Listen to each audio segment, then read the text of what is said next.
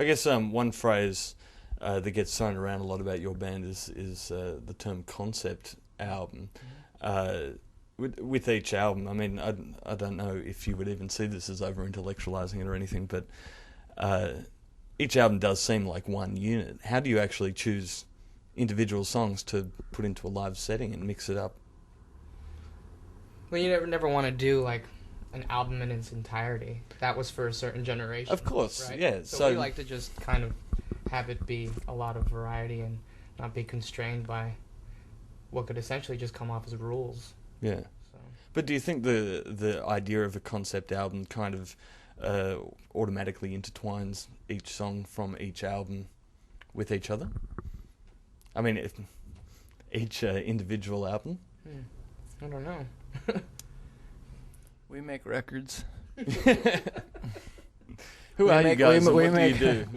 You make a record and you give yourself a concept so that it could tie the whole record together as a piece of what you're doing, and so you could say, like, we have a goal, and the goal is to finish the record, and maybe these ideas will help us get there, help us to actually finish and not drift off into side thoughts, because everything's connected, everything's a side thought. So you focus and you make a concept for this record, and then you move on to the next one and you make a concept for that record, but that record is connected to the other record because it was a side thought of this, because these ideas were born while you were making this one, and these ideas might have come with something you thought before you were even in the band, when you were in your infancy, and when you learned about sex for the first time, and when you had your first orgasm, and maybe blah blah blah blah blah, so it's all connected, and there's conceptual continuity running through all of it, and even this conversation is part of what we do as a band. And and then you play live, and some songs are really fucking boring to play live, and they sound amazing in the studio, and other songs are really exciting to play live that don't sound so great on an album, and so you just do whatever's fun. You start to play and you go like, fuck, that song took forever to play right now.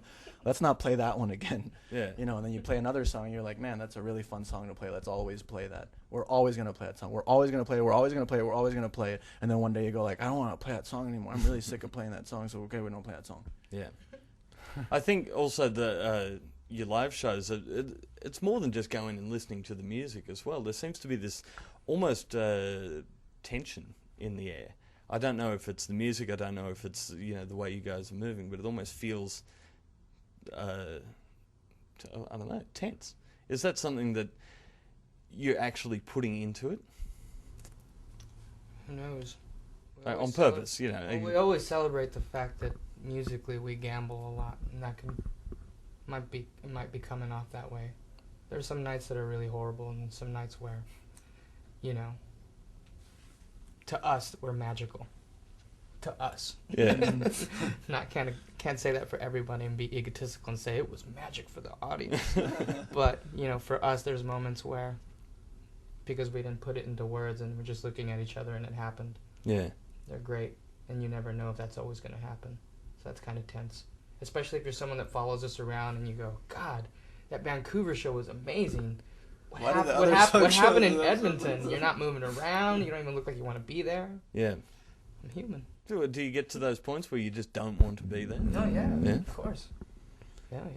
You're going to do that tonight? Because I haven't seen you guys for quite a few years. So. We're planning to.